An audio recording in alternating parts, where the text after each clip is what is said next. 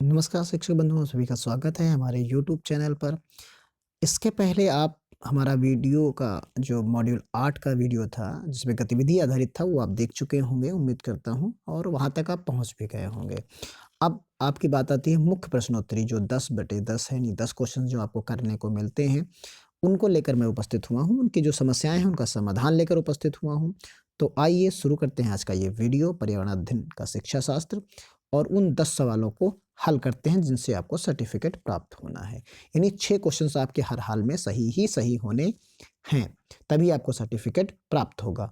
तो आइए शुरू करते हैं आज का ये वीडियो। और उससे पहले अगर आप हमारे चैनल पर नए हैं तो सब्सक्राइब करना बिल्कुल ना भूलें, जिससे आपको एक ही प्लेटफॉर्म पर सारे सवालों के जवाब आसानी से इससे संबंधित मिलते रहें। देखिए, हम यहाँ पर प्रश्नोत्तरी लेकर हाजिर हुए हैं। जो 10 क्वेश्चंस आपको लास्ट में करने होते हैं, वो अपलोड हो रहे हैं 75। पहला क्वेश्चन आप देखिए यहाँ पर कि निम्नलिखित में से कौन-सा कथन पाठचर्या संबंधित अपेक्षाओं और सीखने के प्रतिफलों के बारे में सही है? तो यहाँ जो क्वेश्चन हमारा है, तो यहाँ इसका जो ऑप्शन होगा, आप सारे ऑप्शंस पढ़ सकते हैं। तो इसमें अपेक्षाएँ जो होती हैं, वो होती है कि प्रतिफल जो हैं सभी के अलग-अलग होते हैं। जितनी भी पाठचर्याएँ हैं, सभी का जो प्रतिफल होगा, वो सभी का अलग, यानी प्रत्येक कक्षा के लिए सीखने के प्रतिफल अलग-अलग होते हैं। तो ये हमारा इसका ऑप्शन सही हो जाएगा। इसको हम टिक करेंगे और आगे जो है बढ़ जाएँगे। जैसे हमने टिक किया इसको और आगे हम बढ़ गए। अब देखिए, यहाँ पर अगर आप पीछे जाना चाहते हैं तो पीछे भी जा सकते हैं आसानी से, कोई दिक्कत नहीं। अब देखिए, कक्षा 1 और कक्षा 2 में पर्यावरण अध्ययन है, तो अब इसमें कौन-सा ऑप्शन है? 4 ऑप्शंस आपके सामने हैं। तो भाषा और गणित के साथ इसको पढ़ाया जाता है, आप सभी लोग जानते हैं। भाषा और गणित के साथ पर्यावरण अध्ययन को पढ़ाया जाता है कक्षा 1 और 2 में। तो आगे बढ़ जाते हैं इसी तरीके से।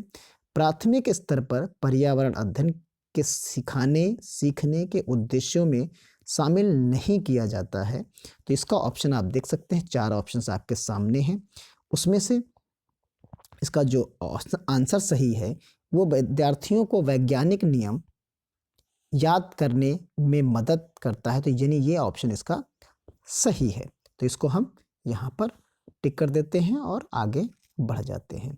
इसी तरीके से देखिए, अगला क्वेश्चन है कि क्वेश्चन विभिन्न मापदंडों के लिए विद्यार्थियों को कि सीखने की प्रगति और उनके स्तरों का पता लगाने के लिए निम्नलिखित विकल्पों में से कौन सा सबसे उपयुक्त है? तो यहाँ ऑप्शंस जो आपको 4 दिए जाते हैं, उनमें से आप देख सकते हैं कि इनका ऑर्डर चेंज हो सकता है। आपको ऑर्डर जो हमको सेकंड मिल रहा है, वो आपको में फर्स्ट हो, आप में फर्स्ट जो मिल रहा हो, मुझ में थर्ड हो। तो यहाँ जो इसका आंसर है, वो आंसर है रूबिक्स मापदंडों का सेट है। तो ये इस प्रकार क्वेश्चन हमारा ये भी सॉल्व हो जाता है। आगे हम बढ़ जाते हैं। फिर देखिए, पर्यावरण को सुरक्षित रखने वाले 3 आर, यानी री, रिड्यूस, रीयूज, और फिर उसके बाद जो है रिसाइकिल। यहाँ पर जो ऑप्शन है हमारा, वो इस प्रकार इसका होगा। तो आइए आप देख सकते हैं यहाँ पर कि इसका ऑप्शन जो है हमारा, ये ऑप्शन सही है। लास्ट वाला जो इसका ऑप्शन है, वो इसका ऑप्शन सही है। तो इस प्रकार इसको हम यहाँ पर टिक कर देंगे और आगे की तरफ बढ़ जाएंगे। निम्नलिखित में से कौन सा पर्यावरण अध्ययन शिक्षण अधिगम के अनुरूप नहीं है?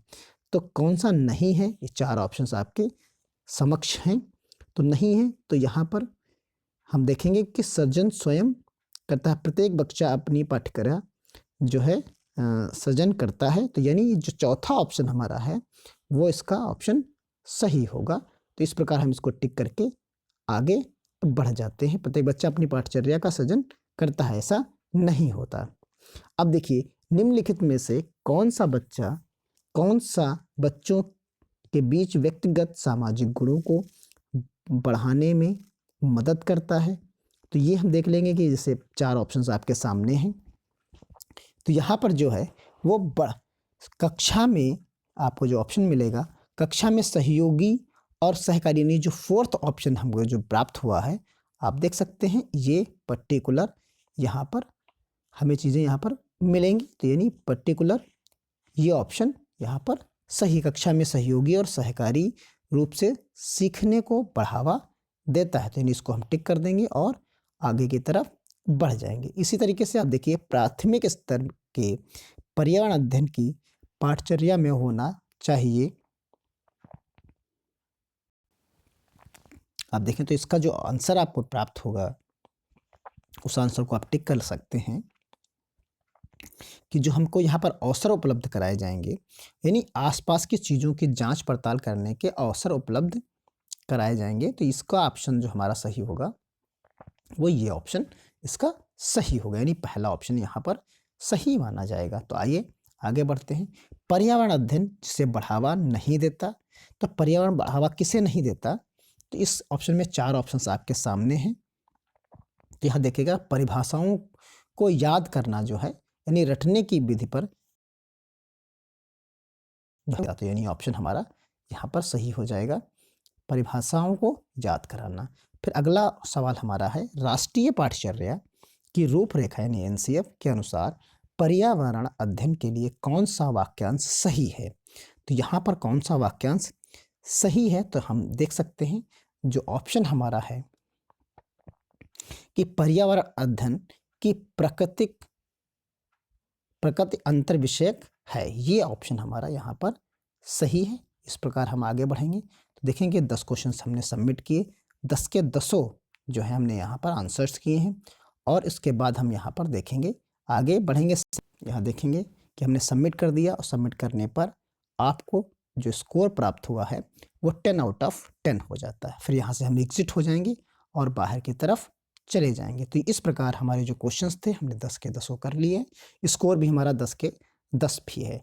तो अब मिलते हैं अगले वीडियो में मॉड्यूल 9 में, तब तक के लिए बने रहिए हमारे चैनल पर। धन्यवाद। जय हिंद, जय भारत।